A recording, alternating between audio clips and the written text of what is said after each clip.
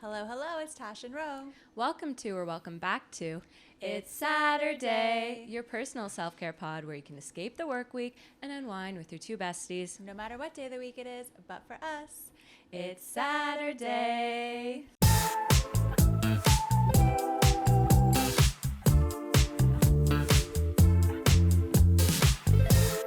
Okay, we have a really special episode for you guys. It's not only my birthday episode, but we have a very special guest here today, Cody Nicoll. Welcome to It's Saturday. welcome. Thanks for having us, guys. I like how dialed that intro was. 25 Yeah, we've been practicing episodes. that, eh? 25 episodes later, we got it down packed. Yeah. I love that. Yeah, so for those who don't know Cody is one of Ottawa's top bartenders. He has over a decade of experience in the hospitality industry. He's founder of Hospitable Nicoll, which is a consulting company that elevates the bar experience for their clients by providing them with a full range of bar solutions and things like menu design, staff training, and so much more. And if running his own business wasn't enough, Cody also works as the on-premise manager for Redbull Canada, and he's currently in the works of opening up his own restaurant. So it's pretty Busy amazing. guy. Busy boy. A little bit.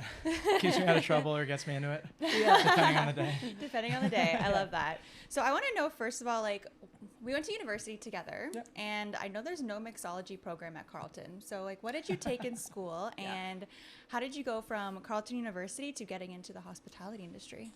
So I actually started out at Carleton doing international law and human rights-based law. Okay. Where I kind of got into the bar scene was actually started in high school. I was selling tickets to club nights in Hull.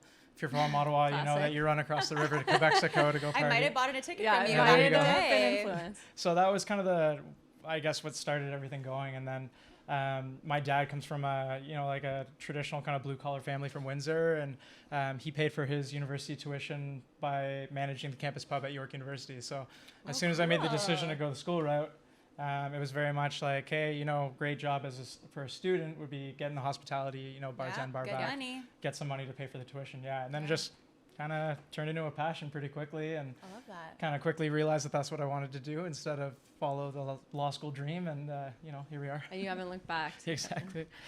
Okay, so I have a question for you. So I know you make all sorts of drinks. So what's your favorite drink you would say? And we're gonna, for everyone watching with video, we're gonna actually make some cocktails today. If you don't have your video on, Yes. turn it on because it's really gonna add to the experience. This Cody's gonna really show us everything about We'll have some fun with cocktails. this, for this sure. setup is insane. It's you guys. insane. This is absolutely insane. And we're also not in our regular studio, as you can tell. We're at Cody's apartment.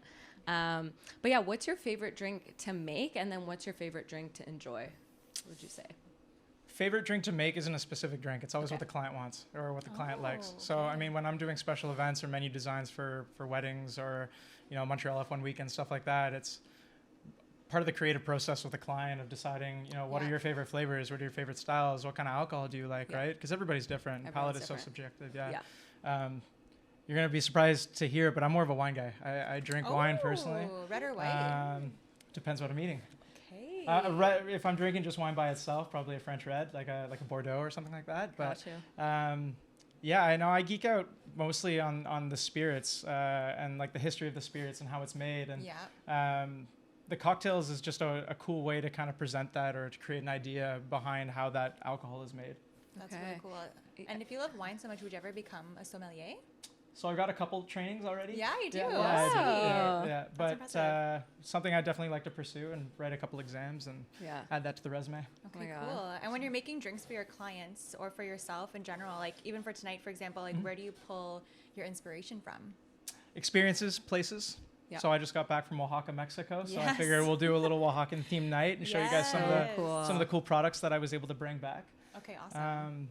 Yeah, it's always, I find that there's always an added layer to making cocktails if you can make a story behind it, Yep. right? And especially in competition or on a cocktail menu, it's telling a story to your guest and how do you portray that story through the glass, essentially. Wow. That's so cool. So what do we have here today? Like, run us through kind of what is on the table right now. All right, so you probably had tequila before in Yes, your life I at some love point. tequila. Once or twice? Yeah, maybe the good stuff, maybe the shitty stuff, depending on the day. So tequila is a kind of mezcal. Mezcal is like saying whiskey. You have a number of different types of whiskey from all over the Oh, I world, didn't know different that. countries. So tequila is actually just one type of mezcal. There's about 30 different types. So I brought it back a really cool one that I've actually never even tried before. So this is going to be a first for today. Wow. And then what's cool about this distillery, so this is called the Del Maguey series. So I might butcher the history here a little bit, but there's essentially this famous artist down in New Mexico who fell in love with the Oaxacan culture and the Mezcal culture. And when you go down there, it's all these little families who own their own little plots of land. And a lot of times they just make Mezcal for themselves. It's like a family beverage, let's say. So what they do is they go down, they interact with these small families, and they purchase the Mezcal from them, do these really cool, funky logos, rebottle and redistribute it, and then bring the money back to the little villages. Wow. So they give you these little info cards. So it tells you the exact kind of plant that's made. It even has a picture on the other side of what the agave looks like. So agave is actually kind of succulent. A lot of people think it's a cactus. And basically what they do is they dig them up, and it looks like a pineapple, and they take the heart of the pineapple, or what you'd call the piña.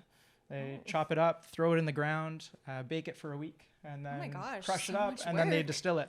Wow. So similar to how tequila's made, but tequila's made in these really cool brick ovens. So the difference is that this gets baked in the ground, so it gets a really kind of earthy, smoky. Because I was going to say, I've had mezcal, and it's way smokier than anything else I've tried. Like, but what's cool about that category is because they all grow at different altitudes and different kinds of soil, and they're all processed differently, you could have one that almost tastes like a gin, then one that almost tastes like a scotch.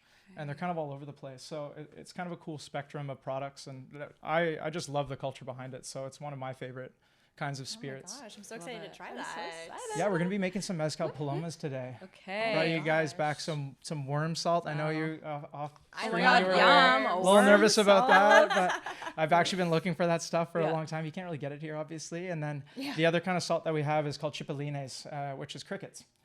So down there, traditionally, they would bring you a little bowl of kind of deep fried Chile barbecue style crickets that you would eat as a snack. But I brought it back as a salt form. So we're going to do it with orange slices. We got some limes there. I'm so I made a little bit of an orange blossom honey syrup that we can use in our cocktails today too. Oh my gosh, I am so excited. Okay, awesome. So maybe you can get started on kind of making a drink for us, and then I can. Should we start with just mezcal by itself? Let's do. Oh my gosh, a shot of. Just get right into it. A little shot of mezcal, guys. Dry January is over. It's February 1st. We're going crazy. Not that we even really. I really tried. Not that we even did dry Jan. We saw you at the bar one night, and I was like, oh yeah. Yeah, we thought about this. Yeah, that's right. We tried. Guys, we're not coming out. We're not drinking tonight. Yeah. Okay. And then boom. But you know. Oh, I really won't fill it up. It's okay, guys. It's my birthday. We're gonna go hard. I was gonna ask you, like, as a bartender, like, what's your biggest pet peeve, or do you have one when you're serving a customer, or when you're? Ooh. Someone orders a Shirley Temple. No. I can still make a kick-ass Shirley Temple. When they ask for it to just look good. Oh, okay. Or they don't trust the bartender in the process. Like, if you're going to a proper cocktail bar and you just tell the bartender what you like and what flavor you like and what style of drink you like, just trust them. That's literally my favorite part of going out to dinner in like a fancy place that has like a good cocktail menu. I'm like, just surprise me. Like, I like these things. I don't want to even look at the menu. Just bring me something. I agree. Surprise me. Because it's just more fun like that. Yeah. Than being like vodka soda. Like, 100%. And I mean, in today's social media age, people just worry about how their food and drink looks, and a lot of it's about the ingredient, it's about the taste, it's about the profile, right? So I find that takes away from it a little bit. Yeah. But I also find it's the worst when someone says, what's your cheapest alcohol? It's like, all right, well, you're not really here for the experience. Luckily, I haven't worked at a spot like that in a while. Once upon a time, maybe. I've heard that'll happen. Okay, so what we're going to do is let's grab those oranges. Okay. And you guys can pick one or the other. Traditionally, it's always going to be the worm salt there. Okay. And then the crickets are on the side, but I just gave you guys kind of a variation to try. Sure. And then it's kind of like sip, bite, sip. Sip, and then exactly. take a little bite. Yeah, exactly. Let's do it. Okay, I might go with the traditional one, I think. I think we'll start with this, and then we'll go with the other one after. So take a sip. I'm excited, guys. Like, a little sip, see what it tastes like. Okay. Reminds me of my girls' night. Remember I did this with? Yes, it was so cute. Okay, cheers. And Happy if you birthday, guys Ro. are listening, Happy maybe birthday. just grab a drink and have a drink why with not? us. Oh, that one's really smoky. It smells very smoky. Oh, wow. It's got some heat to it. I love that. I didn't have to make a face at all. That was like... That's so good. That was good. So good. Okay. And obviously when you're down there, the oranges are so ripe and so Oh my perfect. God. that- So did you get a lot of like inspiration while you were down there for like cool cocktails that you can make and things like that? Well, it's spicy. I've read a lot about this region and, this kind of whole culture. So for me, it was just really cool to be able to go down and see things that I've read in books for a very long time and find bottles that you can't find here and, just dive right in. We definitely ate a little bit. A little bit of Mexican food while we were there, obviously. Of course, a couple tacos, It's absolutely. yeah. It's The best so food. good. Oaxaca too is so famous for their moles and their enchiladas and That's delicious. Yeah, it Yeah, was Mexico. I'm really excited. amazing. We're going to Mexico. You're Yeah, coming we too. are. Oh, I'm We're coming. going to Mexico, Oh my God, baby. guys, we're gonna have more content for you when we're in counting Mexico. down. So That's awesome. we'll have lots of stories and things. So you have so much experience, Cody. You have 10 years plus under your belt at this point. So if someone else was just starting out in the hospitality industry, like what would be some advice that you would give them? Just find the right place to learn. It's all about who you can learn from. A lot of people all the time ask me like, what school did I go to bartend, or is there a bartending accreditation? And there are, don't get me wrong, but the real place to learn is just like dive Just right doing in. it. Yeah, just go work Okay. at a super legit spot and like work your way up. Start as a barback, Yep. Yeah. or a hostess, and like learn how the restaurant works and learn about ingredient. And it's similar to people ask if like we call ourselves mixologists and bartenders, and to me Yeah. there's no difference. no A bartender, difference, a mixologist is just a bartender who has a little bit more experience knowing their ingredient and Yeah. having that product knowledge and Yeah. having that experience, right? 100%. I'm still a bartender. Yeah. Is there somewhere that you've worked that was pivotal for you in your career? Yeah, for me it would have been Bar Laurel, which used to be the sister Laurel. restaurant for the Fauna Group. So Yes. They um, closed, right? yeah, they closed I'm during the sad- I'm pandemic, sad about that. unfortunately. Actually, Yeah. it was a really good Lost spot. a lot of good spots in the pandemic. even, Yeah. and I think we're going to see a lot more, to be honest. Yep. But I think so too. it was just essentially, long story short, I did a lot better in a cocktail competition than I was supposed to. And one of the judges was the gentleman named Matt Millard, who was running this bar. And I ultimately got the chance to work for him, which was Wow. this cool, kind of crazy story.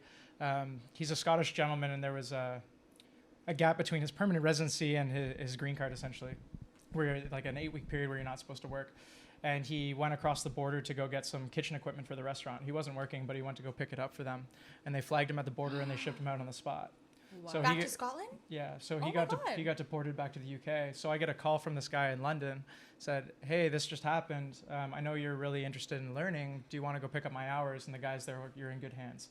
Wow. And he literally did like FaceTime bar training sessions with us like, from the UK. He was working at this crazy restaurant called Bar Swift, which is one of the most famous cocktail bars in the world. Wow. So he was kind of teaching us over that, and there were a couple other absolute studs on bar that I really took me under the wing, and I Yeah, got to your cut my teeth mentors, from. Yeah, basically. exactly. Aw. Yeah. Man, so that's cool. awesome. Yeah, it was a cool spot. I mean, when we worked there, this is probably going back 6-7 years now. I think we were ranked in the top 50 in Canada at the time. Wow. And, it was this cool little cute, culture of just Yeah. like, a little 30-seat restaurant that we can just I love really have fun that. with ingredient and have fun that So way. yeah, being surrounded with people that you can learn from, obviously making mistakes along the way, Mhm. asking the right questions. Mhm. What about, so this all seems pretty intimidating for someone who's just starting out, who wants to make some cocktails at home.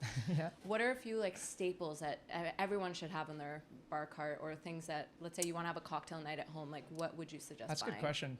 Probably a good bourbon. Okay. I'd say a good gin, good tequila and or mezcal. Okay.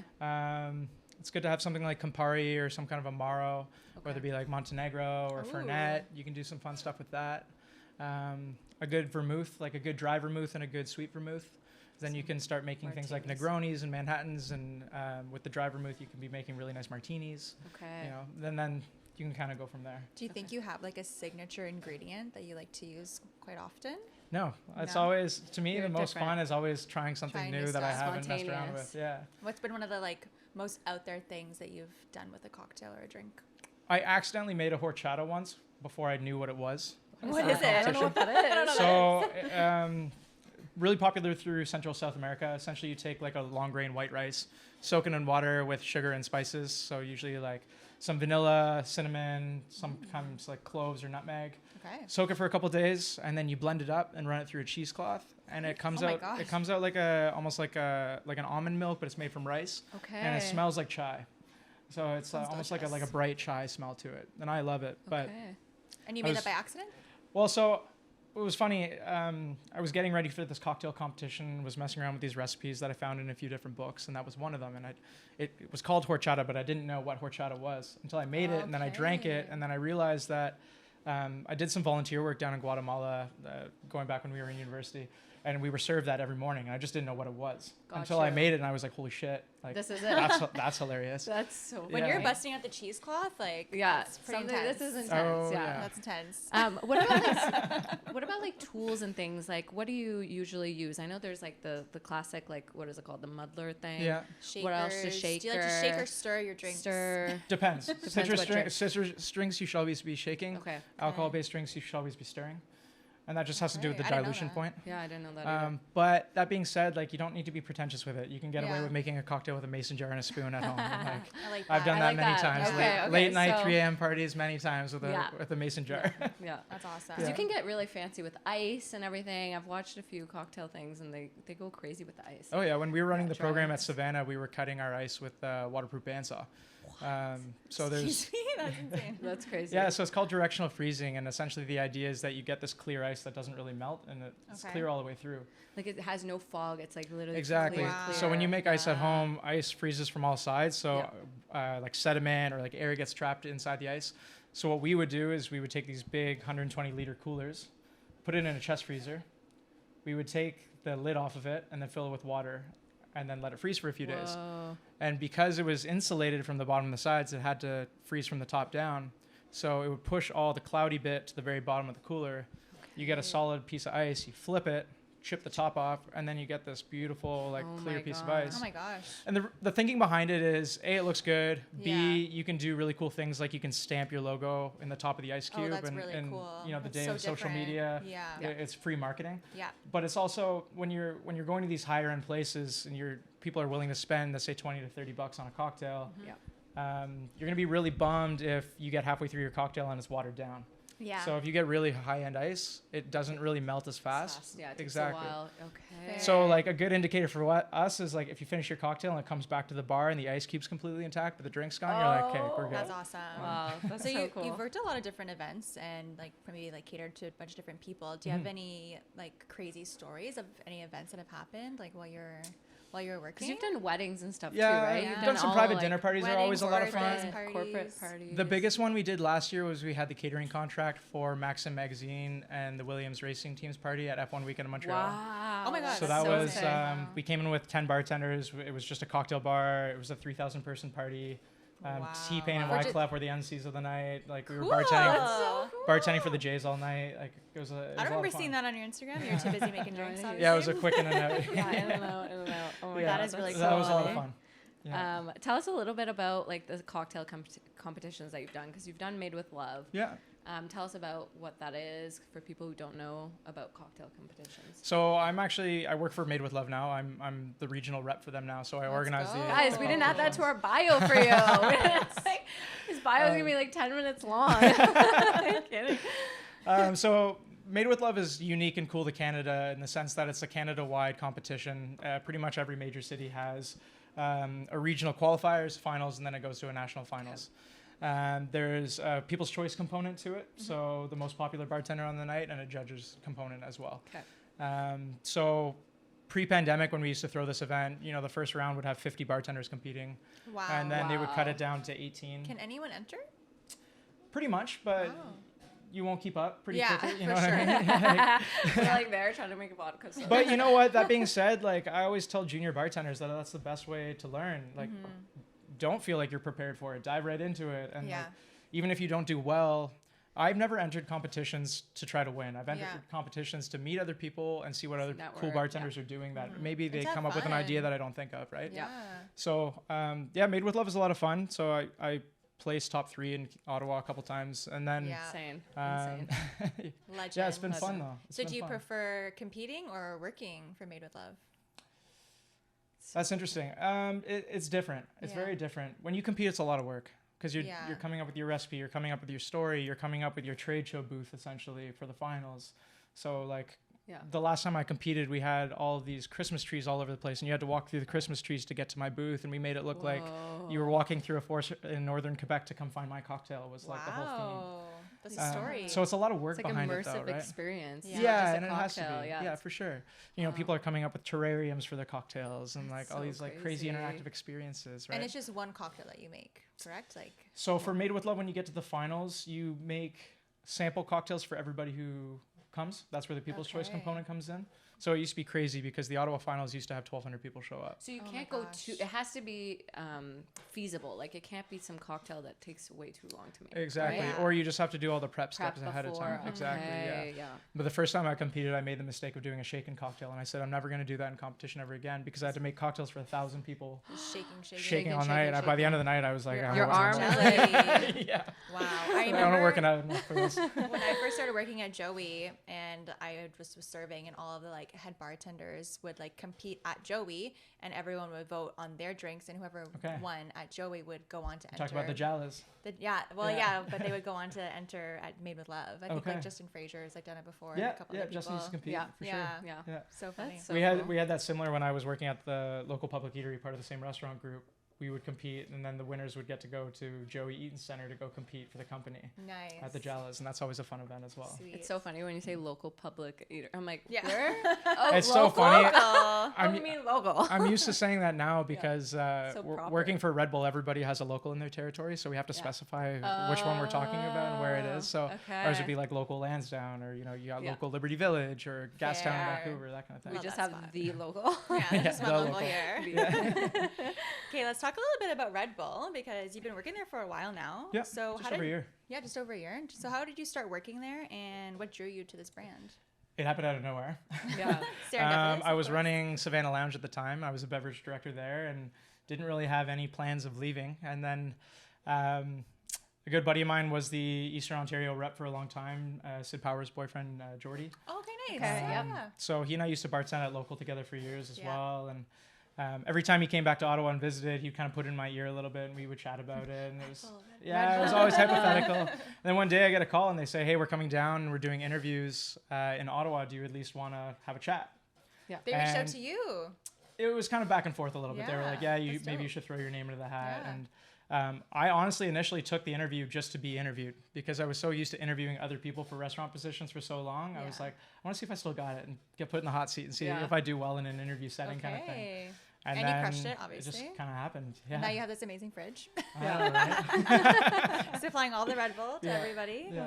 That's But it's been awesome. fun. It's an incredibly fun culture and brand to work for. And a lot of people are surprised that we're essentially the size of a startup in Canada. Like Yeah. when I started with the company, we were at maybe 130 employees. Now we're closer to 200. But Wow. still, when you're talking about like a major beverage brand, Yeah. Yeah. I thought it was going to be a lot bigger than that, right? Yeah. My I first would've day, I thought walked in too. the office and the president of Red Bull Canada is like, "Hey, Cody, what's up? Like, nice Yeah. to meet you." And I'm like, "You should What? know who I am." Oh yeah, my exactly. gosh, So, that's so it's crazy. an intimate group like that, and it's Yeah. great. I remember like meeting girls that would get to drive the like Red Bull car, and I always thought they were like the coolest girls. like And a I always Mini wanted Cooper to with- drive Yeah, the they Red still Bull got 'em. car. They still have those. Yeah. Oh That my is the God, coolest those job. are so I love cool. that. What I'm just curious, like Red Bull's obviously company culture must be so different than any other place, and how is it different? Like, can you tell us a little bit about the company culture? Still a lot of like-minded people, I think. Okay. You know, just a lot of high-performing individuals, and don't get me wrong, there's a lot of very different people in the company, but Yeah.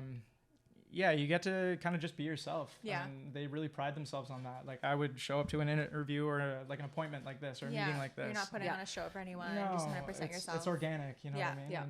And, you know, they expect us to make mistakes along the way, and that's totally okay. And they expect us to learn from those mistakes and, you know, keep grinding. Unreal. Okay. Yeah. Can you tell us maybe about a really memorable event that you've done while working for Red Bull so far? They do some Ooh. crazy ass things. Yeah, we had some fun ones Yeah. last year. Or any on the Um, docket coming up that you're excited about? My favorite last year was the 10th anniversary of Joyride in Whistler. Joyride is the big freestyle mountain biking competition Yes. that's known as You kind of went like to the that. World Championship. Yeah, so I got to bring some So clients out from cool. Ottawa. So and cool.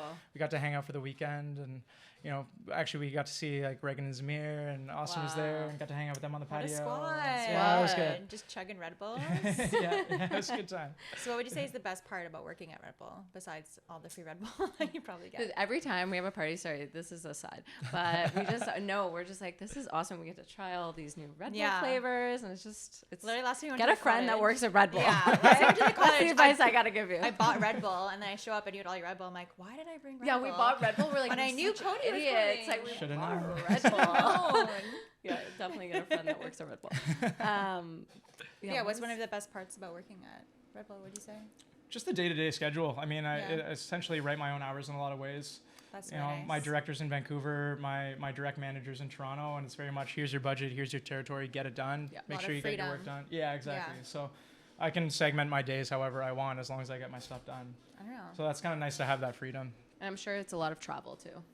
It is for me. I mean, depending on what region you're in, right? So Okay. I've got Ontario East, so I travel a little bit more than the rest of the team. Yeah. But it's fun to kind of go up to North Bay and Sudbury every now and then. And I Yeah. have to go over to Belleville and Kingston. I get to go have fun in Kingston. And Yeah, and that's it not too far. allows me, you know what, of anything last year, it was the opportunity to be able to explore Canada a little bit more. Yeah. I've done a lot of it as a Okay. kid, but Yeah. professionally, it was cool to be able to, like, we were in Whistler twice, Vancouver twice, like Halifax twice, like Quebec City, Montreal, like basically like hit every big All the city major for events and cities, stuff like yeah. that, right? So it's kind of fun to be able to go in there for, let's say, 3-4 days and experience the city and do it in a Red Bull way too. Absolutely. Okay, that's So do you awesome. find it hard to like maintain a routine while you're working in all these different places? You're obviously driving, you're traveling, or you're making your own hours. So how does that affect your day to day? I definitely have to prioritize things in a certain way and make sure that I stay on top of everything. Yeah.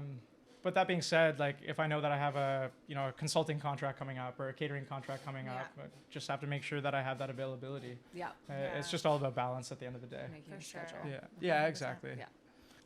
All right, let's make some Make some drinks. cocktails? We're gonna make Yeah. some more drinks. We're gonna make some drinks. All right, we're gonna have some fun here. Okay. So step one, there's gonna be a little metal measuring cup in front there. Okay. I'm gonna have you grab it. Oh, right Oh, here. the Yeah, jigger? right there. Cool. So this is called a jigger. Okay. So see those lines on the inside? Yep. The top line on the inside is 3/4 of an ounce. Okay. Then underneath you got half an ounce. See the measurements? Yep. If you go flat, that's gonna be 1. Okay. Cool. So first step, mezcal. Okay. Cool. You're gonna do 1.5 ounces. Okay. We should have brought spouts, you guys. What were you thinking? I've got spouts. I just Yeah, So just but we're fill it about up all the way? spouts. no, just that line on the inside there. What a good Perfect. pour, Romina. And now I'll grab the bottle from you into the glass. I'm like, what glass? There we go. Okay. And then Cool. a half. No, that was Oh. 1.5. Oh. Sorry, I flipped it to the other side. Okay. So I'm just gonna grab your glass there. Perfect. That mezcal is so yummy. There we It's go. So Yeah, smoky highly and recommend. good. And now you Highly recommend, but you can only Okay. get it in Mexico. Sorry, guys. do that for you. Yum. Doing one-handed bartending here. Yeah, this is I love it. Look at all the Add that to skills. your resume. Yeah, literally. All right. Oh, other side. No. we're Step 2, okay. tequila. Whoa. good. Mezcal Getting and tequila. drunk. Yeah, so tequila is gonna be a little bit more vegetal, a little less smoky, so it just brightens it up a little bit. So And this tequila is. we're using Altos today. Okay. I don't think I've ever had this tequila. Nothing crazy Can fancy, you but can get it's this at one of the, LCBO? yeah, one of the Okay. best bang for your buck. 100% Okay, I didn't know agave. that. So Alto. It's better than 818. 818 is Oh, disgusting. yeah, it trash. Yeah, what's you don't Okay. you agree? Do you Do not you, agree? so do you think those I any of those can't say it's celebrity trash. any of those celebrity like tequilas are any good or any celebrity brand alcohol? Most tequila is just all branding. Okay. It's all Yeah. branding. It's all marketing. I don't mind Casamigos, some of them, but Okay. again, for the price that you're paying, It's expensive. it's expensive. you can get something better. I would rather grab like an Altos or like an 1800. Some of those aren't bad. Okay, Oh, 1800 I've had. Terramana. You know what? The Rocks tequila I was about to say Terramana. that. We love is Terramana, actually we like. really good. It's yeah. really good. Okay, you guys. I actually Buy the- like that one. For the price that you're paying too, Yeah. it's Yeah. so my staff blind tasted me because we had this argument. Terramana versus fun. Casamigos head to head. Okay. And I was shocked, but Terramana kicked its ass. Let's Kicked go. I its mean, ass. it's cheaper, right? It's Yeah, like it is 60 versus like 80. Yeah, exactly. Okay. So Look at this beautiful pink juice. we're Wow, going grapefruit 3/4 of an ounce of fresh grapefruit juice. Wow. Wow, Fresh squeeze. fresh? Squeeze it for us. Guys, Absolutely. we're like getting the royal treatment over here for my birthday, okay? It's Wait, also is it your Tasha's birthday. Half an ounce. We share of lime birthdays juice. now. I've always wanted a summer birthday, so You- this and I've actually always Summer wanted birthday. Yeah, A a winter birthday is birthday. like meh. It's gonna be like minus 30 on your birthday. Yeah, it's not gonna We're be gonna have to fun. warm up with Oh, triples. maybe you'll get to go skating Yeah. on the old canal. Yeah, seriously. Okay, half an ounce of lime juice. Okay, so we've got Okay. grapefruit juice, lime juice, some mezcal, I made a really some cool tequila. orange blossom honey Guys, syrup. He let us try this before we recorded. It's So good. Okay, tell us how you make good. orange blossom syrup. Yeah. So you take a scale. Okay. You go 2 to 1 honey to water. and then just melt it down. Okay. So super simple, super easy. Something like a honey syrup, it's all just going to be about, again, the quality of the product. I just used really nice honey that I got from, it was given to me. A really nice bee. Yeah, exactly. Great bees. Orange bitters. So think of it as like the salt and pepper you drink. Yeah. So bitters is just a concentrate. I've never seen this bitter. I've only used the Augusta or Angostura. Angostura. Okay. Yeah, so that one's going to be a little bit more spice. This is an orange bitters. Reagan's is the brand, and that's Reagan. Oh, we love the Reagan. best. Aw, cute. Shout out. Shout out Reagan. Unreal. Okay. Okay, so we got all that. Do we need this? No? No, we're going to do a little bit of soda. Okay. Oh, this is like fancy. This is so satisfying to watch you do this. I know. I'm like, this is really fun. Like, can we always record here? Yeah, literally anytime. every Do time. It's cocktail just gonna videos be- anytime. it's Now we'll grab the Saturday with mint. Okay. We're going to do a little stir. Wow. Normally I would shake this, but that's a lot of work. So No, we're Here just we gonna are. No stir. shaking today. No shaking. No shaking. A little stir. The beautiful spoon with a pineapple on the tip. I'm obsessed with I it. know. I love it. So cute. Where is this from? This you can get at actually Cocktail Kingdom. This was a gift from a good friend of mine, Ryan, who actually I was down in Oaxaca with. Nice. Shout out to Ryan. Yeah, shout out to Ryan. Great Shout bartender. out. Little taste. Oh. Just how we drew it up. Okay. A little Love bit it. of mint. You can use like rosemary in this too. I kind of like to pair with mezcal, but mint works just fine. Yeah, bundle it up like a little bouquet. Make it smell Whoa, like that. yeah, I remember when I Give it a little, getting little flashbacks. slap. You gotta slap the mint before you, You put gotta it slap the in. mint. For Oh your my mojitos. gosh. Spank the mint. Throwback. This Spank is the so mint. fun. One of these, one of those. That's awesome. It's quite this. the bouquet.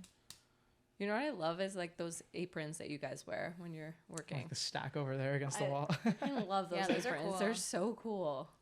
That's legit. That's you're at a good spot when the bartenders are wearing aprons. Like you're like, okay.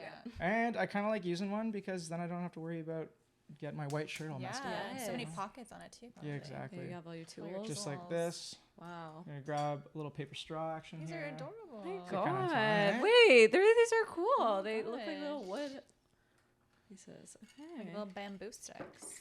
And just like that, there you And go. cheers. Kind of a mezcal Happy Paloma. Saturday. Wow. Cheers. On a, Happy birthday, Romina. We on a love Wednesday. Saturday on a Wednesday. Saturday on Wednesday. It's always Saturday in this house. You. Oh my god, that's so good. Oh my God, that's Holy so moly. good. Nice.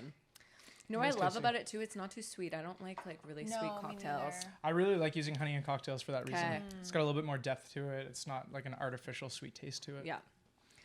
This is delicious. Yeah, That was so easy good. too. So easy. Oh, yeah. Sometimes It's I super feel like easy to do at home. Making drinks can be really intimidating for a lot of people, I think. And Yeah. it's just like, you just gotta try. You just gotta experiment. 100%. It's as easy as following a recipe. I think the biggest difference is just making sure you have good ingredient. Yeah. Yeah. You know, like don't buy lime juice that's in a bottle. That's just Yeah. You know? Is that, like, you rule can't number do that. one? You Yeah. can't Most- do that.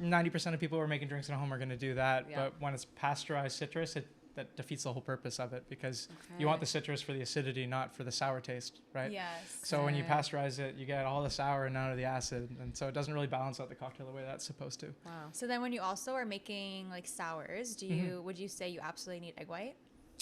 You don't have to. No. You can use chickpea water. What? Oh. What? It's a cool vegan option that does the exact same thing as an egg white. Like the chickpea water in the can? Yeah, exactly. You just use Really? that? Yeah. Interesting. Sometimes, yeah, It's I called agree with you. aquafaba. And we Okay. use it if somebody's vegan or vegetarian or they just don't want an egg in their cocktail. It's an Some easy people sub. get really weirded out by it, Yeah. but you don't taste like You don't doesn't taste that. It's literally just to make that. They do frothiness, until right? the bartender explains if they're doing their job. They'll explain that when you shake a raw egg with alcohol, it pasteurizes the egg, so you can't get sick from an egg. Yeah. You Yeah. can't get sick from a raw egg in a cocktail. It's impossible. Okay. Wow, interesting. Cool. Okay, let's Cool. talk about your new restaurant that's opening. Okay. So, as if this guy isn't busy enough, he's opening up his own restaurant. God damn, I feel like Yeah. you're just like all over the place. I feel like that is like the next play for you, though. I feel Yeah. like that's what you were supposed to do. Yeah, I is feel like have this own is your spot. purpose. Yeah. Yeah, I'm excited about it. I'm going to be staying on as kind of a silent investor, silent partner, so I can stay at Redbull. Okay. Okay. So that's kind of the goal right now. We're actually opening a second spot. So the first spot I told you guys about that was supposed to be a hotel basement speakeasy. Yep. We decided to delay that by 2 years to Okay. wait until the hotel is going to be finished. Okay. But the same ownership group has given us a second space that we're going to be opening in June. So it's going to be a so soon. 70-seat cocktail bar. It's under construction 70, right that's now. quite big. Yeah, it's a bigger spot. Huge. Can you tell us whereabouts in Ottawa it is? Not yet. You'll see. Okay. Down here, downtown. Downtown. Yeah. Okay, and tell us about like the vibe of the restaurant that you guys are going for, if you can. So absolutely. We're still talking about concept, but we're going to probably be going like Art Deco style, super contemporary. We're going to be going kind of outside the box and artistic with a lot of the cocktails. Okay. You might see a cocktail list that's based around the artwork in the room. Or some of the interior design. We're going to play into that with the glassware. We're looking at maybe sourcing some like blown glassware. This already some, sounds like the glasses. coolest spot in Ottawa. Yeah, like this. We need might have to something record different. there. And I can't talk about it yet, but we are in the middle of locking down two of the best bartenders in the city that I'm really excited about to run the place too. So award-winning bartenders who have won big competitions and really know their stuff. And some good friends of mine. You might, but maybe talk about it off screen. We'll see. Oh my god, that's so cool. I'm really excited. Yeah. Okay, so tell us like kind of what went behind this. Like, how did this even get started? Were you just in the right room with the right people? Were you? That was exactly it. Yeah. You're very lucky. You have very lucky boy lucky. syndrome. You have lucky boy syndrome over here. He's just like, I just. No, it's all about like networking. It's all about building relationships with people, right? Okay. I was fortunate to have some contacts in the industry who knew that this was a long-time goal of mine. Yeah. Almost pulled the trigger on a couple projects during the pandemic, and the timing just wasn't right. And this finally seems like the right group at the right time, and we have the right financial backing. And I'm excited about it. Sweet. Yeah. So as a more of a silent partner, do you still have a lot of say in like a lot of the creative aspects of it? Yeah, that's essentially going to be my role.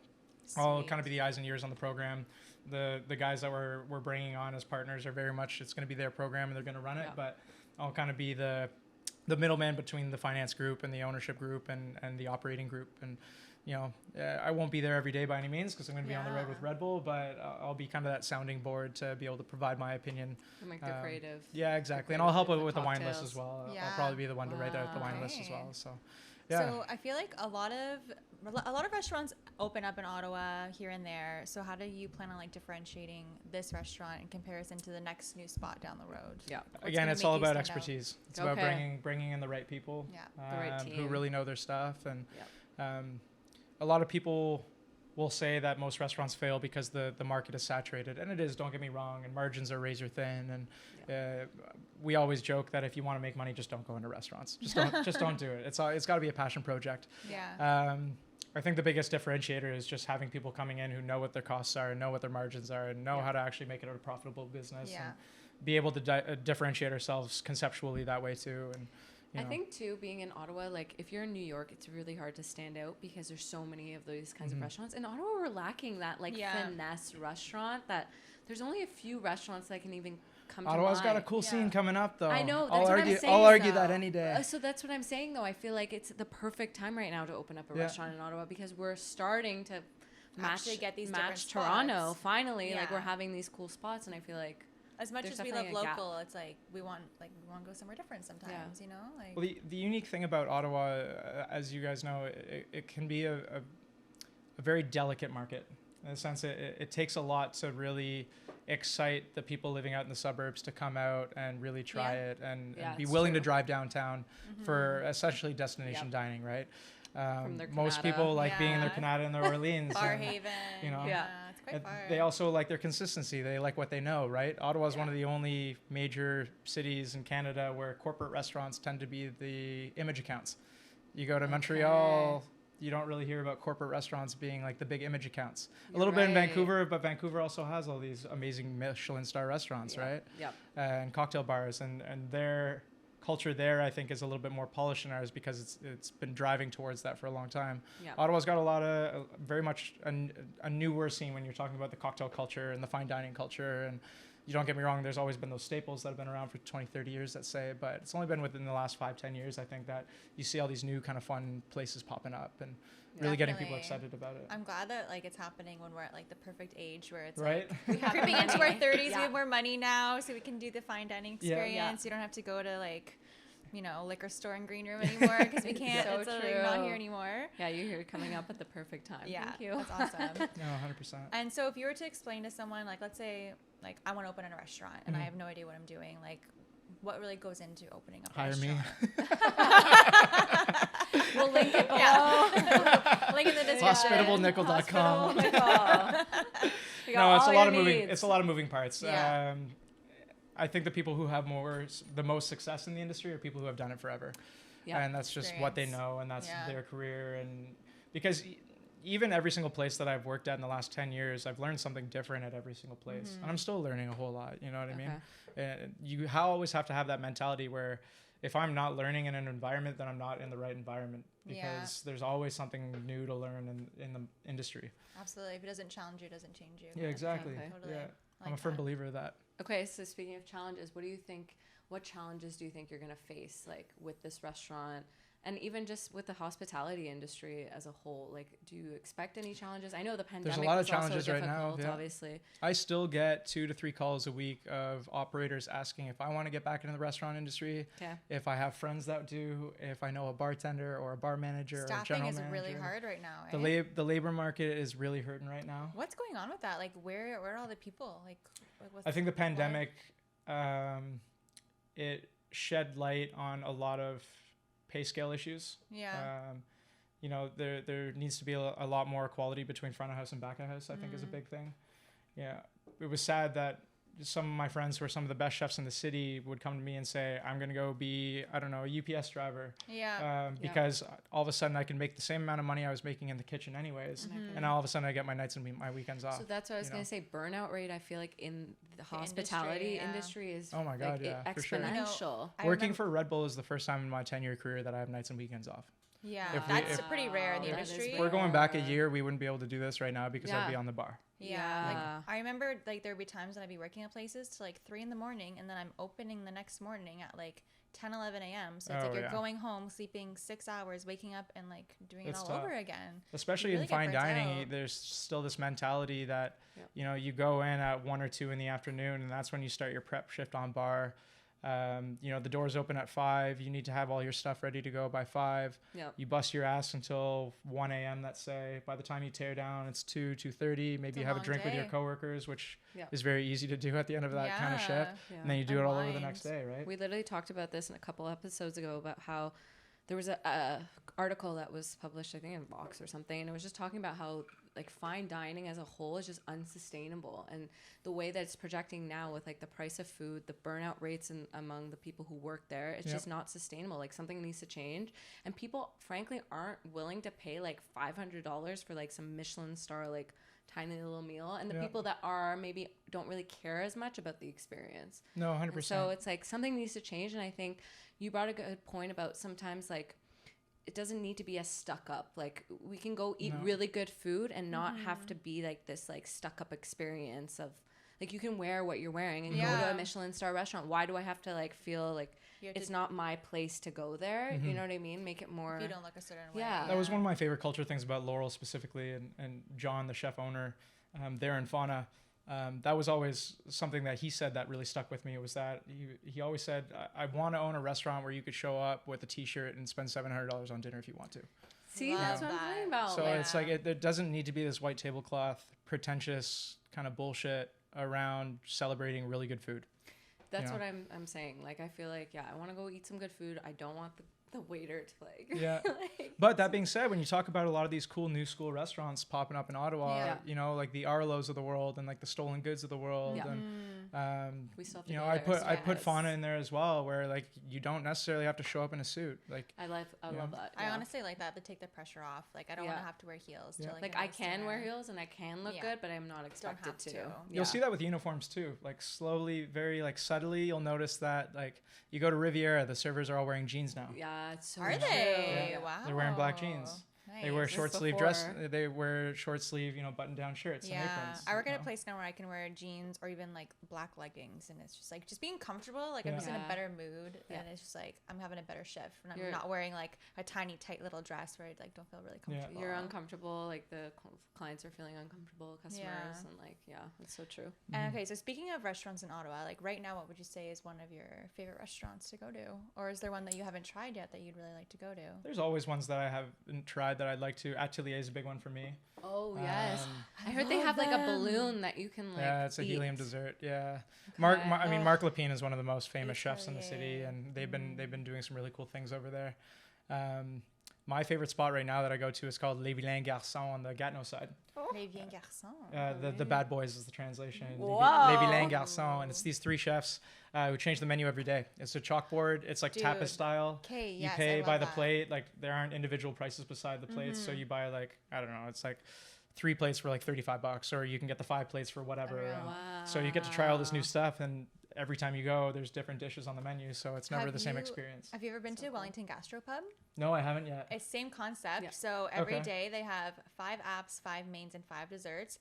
It's different every single day. They Interesting. switch up ingredients. I love that. Absolutely no like you can't do any if you have any allergies Like, or sorry, restrictions. yeah, Like okay. sorry, we're not changing anything. Like it is what it is. I love that. Sorry. But it's like a really like chill spot. It's kind of like pub vibes, but the food is spectacular and the service, even though like they're dressed like in jeans, it's really chill. But it's the kind of place where if I put my napkin down and I go to the bathroom, I come back and it's like folded for me on the side. Like it's The just best. like Yeah. really good service and just a really good time. You should It just go. takes having a really dialed culture and really dialed staff to be able to execute Yeah. that, right? I love Feyrouz, like just because it's like Middle Eastern. And Yeah. I still haven't been there since they moved to the new location. Okay, yeah, it's Yeah. so good. Yeah, I really, really love that spot. I just it feels like home, but like elevated. You know, like they bring Yeah. those like Persian cuisine. But North like, and at Navy is ele- like that for me. North and North and Navy is a Navy's cool so spot. I've good actually too. never been to Oh North my and god, it's so Navy. good. Yeah, It it's feels a like good someone's spot. house. Like Yeah. the atmosphere No, feels wait, like what am I someone's saying? home. I've been to North and You Navy. have? Yes, On yes, the Main yes, Street yes, there? yes. Yeah, it's really And good. what's the one across from it?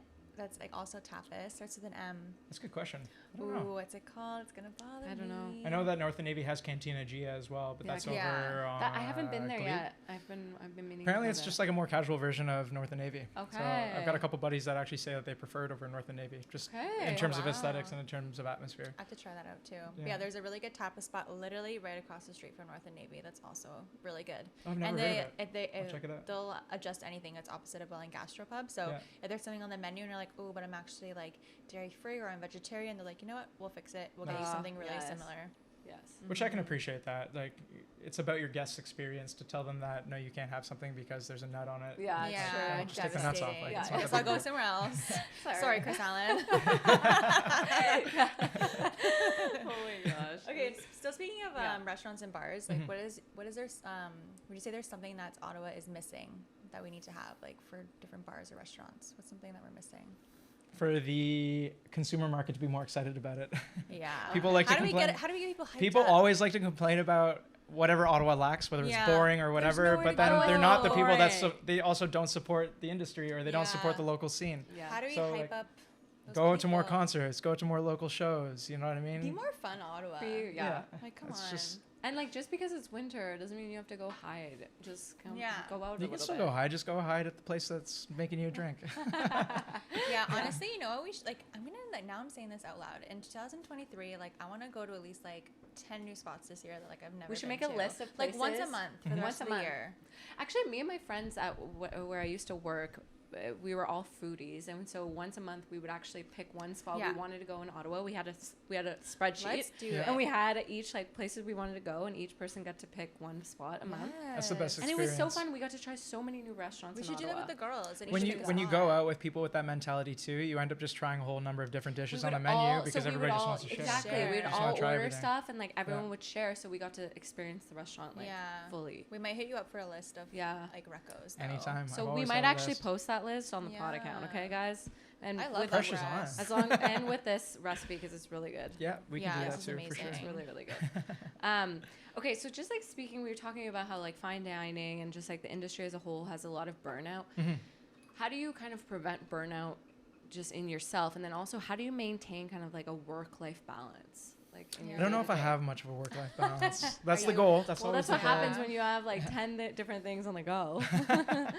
No, I am a bit of a workaholic, so I just have to remind myself that I have to balance that out and Yeah. spend some me time and do things like hang out with you guys and Yeah. you know. Aw, Friends. such a treat.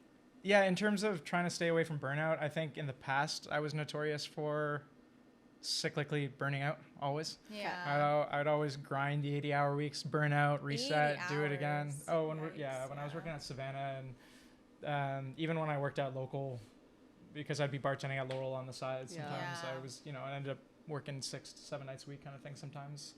For sure. I think it's just a matter of recognizing that and just focusing on that sustainability. Yep. You know, it's It's not. Especially now that we're getting older, like I find like I could do that in my early 20s, and now The recovery 100%. period is longer. So like you can grind, burn out, but then you're not going to come back quickly. Like it's going to take a while 100%. to recover. So you have to think of like even now, like I used to be able to bang out a 16-hour bar shift and be good to go the next day, and now I work like a 12-hour wedding shift, and I come home and my body's just 12 hours? aching. yeah, Just aching. Oh yeah, because so much. like if I do all the prep here or at a prep kitchen, then we load up all the catering stuff into our trucks, go to the event, set up for the wedding, bartend the wedding until let's say 1-2 a.m. Then we got to tear everything down, and nothing's even cleaned yet at that point. So then we got to come home and either do it that night or do it the next morning. So now you're talking about another 4 hours of cleaning on top of that. Oh my god, that's So long. it adds up real quick, right? when I was working at like a couple different places, the longest I worked in a row without having a day off was 21 days. Was that at Joey? I was working at Joey in Moscow. At Moscow, okay. Yeah. Oh, well, now man, it's Joy, that's long. but yeah, 21 days. I did a guest bar shift there a few weeks ago. At Joy? How was that? It was fun. It was all right. Dude, we went there for the agency I don't remember launch it. party. Oh, really? It was so fun. That was a crazy night, guys. It was just like, we saw the videos, we're like, it looked fun. Just partying with a bunch of real It estate was- agents? That sounds about right. Mauricio Umansky. Yeah, it was a good time. Honestly, no, Moscow in its prime, like back in 2014, like that was like a really cool concept. Had like the upstairs Has too. the upstairs. Yeah. It's very like European like vibes with art everywhere. Like Cocktail List when it first opened was so good. The food was so different, and then it slowly, took a turn. But yeah, it's okay. Yeah, that group, they do what they know, right? And that's a very a nightclub driven group. Mm-hmm. All the other venues that they own are very nightclub driven, bottle service driven, well, right? we love Waverly, so we're a fan of them. Even when I ran Waverly, like they brought me in as a restaurant guy to do a really cool beer list and a cocktail list and all that. And very quickly decided that they wanted to revert the culture back to nightlife, which wasn't really ultimately that's why I left, because that just wasn't. You're not a vodka soda kind of guy. No, you want to do more. It's fun to do those shifts every now and then, but it's repetitive, or it can be repetitive. Especially when it's like your passion. So it's like you're not really in it for that. Yeah, exactly. Yeah, those guys are opening up a couple new venues downtown though that I'm really excited about. Do you mind? Yeah. So the old Mercury Lounge, they just bought. Yeah. So the upstairs is going to be called Berlin. It's going to be a German techno club. Finally, and I feel like we're missing. Cool. Like, I feel like the nightlife in Ottawa could improve. Like, for sure. More club. Cody, vibes. have you been to City at Night? Yeah, they're one of my favorite accounts to work with. Yeah, I've never been there. I really need to go. The owners are amazing. They're some of my favorite owners that I work with on the Redbull side. They don't have a DJ that night. I tried to actually book it. They don't have a DJ on a Saturday night? I know. They had it on. No, they probably have a DJ. We should go. They just wouldn't have a headliner. They probably have a house DJ, but their house DJs are still some of the best techno DJs in the city. Yeah. Wow. Even their managers all work for like production agencies and Okay. Well, the culture's we're gonna cool. call and be like, we know Cody Nicoll. Hello. Oh yeah, hit me up. We'll get you. We know Cody. I'll come party with you guys. Yes. Okay, we're gonna end with a little bang, marry, kill. Yes. Because we just love that on this show. Okay. So okay, are you ready? Go. So bang, marry, kill. Vodka, tequila, gin. Bang, marry, kill, vodka, tequila, gin. Yeah, I didn't put whiskey in there because I knew you. No, that's fine. Whiskey. No. I probably wouldn't actually. Okay, we're gonna kill vodka. As a vodka girl, I'm offended. No, but like, it just doesn't taste like anything. Don't get me wrong. I'm gonna drink vodka sodas when I'm going out, but that's because it doesn't taste like anything. Yeah, fair. fair. Fair. I would fuck tequila because that's gonna be a wild time. Bang. Yep. And then I guess I have to marry gin, which is fine. I can marry gin. Yeah, okay long-standing relationship with gin. Yeah, I can have a long. I feel like you don't like gin. I would immediately kill gin. Could you, if you had to substitute something, like if you, I don't know, is there something that we missed that you could? I mean, I'd probably marry mezcal. Mezcal's so good. If you swap mezcal for tequila, that would probably be Yeah, mezcal's really good, guys. Yeah. It might be my favorite. I need to get on the mezcal. I think it's probably my favorite. My favorite bottle of all time, though, is actually a bottle of gin. It's called Isles of Harris. Oh. Costs like $100. It's made from seaweed in the Scottish Islands. Yeah, really cool. Wow. And it tastes like this really cool kind of sweet salt water that's just brilliant in a martini. Okay, I'm gonna. Okay, guys, we're gonna get that. We have so many new ideas now. Okay, what mezcal would you recommend for someone? Because you can't get this one, obviously. You got this. So you can get a different Del Maguey product at the LCBO. Okay. So just not that bottle, but they do have one bottle now on the shelf for the first time ever. We'll link this like in the. Somewhere. Absolutely. If you can't get that one, I really like Sombra is a really good one. Agua Santa is a really good one. I mean, you can't go wrong. There's the Mezcal Verde, which tastes almost more like a gin. I know. But again, they're all so totally different, right? Yeah. So. Cody Nicoll, you're a wealth of knowledge. This is so fun. Thank you so much for giving us your time, your energy, your drinks. This has been so much fun. Hey, this seriously, is so thanks much for having fun. me. Let's do Cheers. it again. Cheers. Thank you, Cheers, guys. guys. We're gonna definitely do this again. Hell yeah, A couple more cocktails. Bye.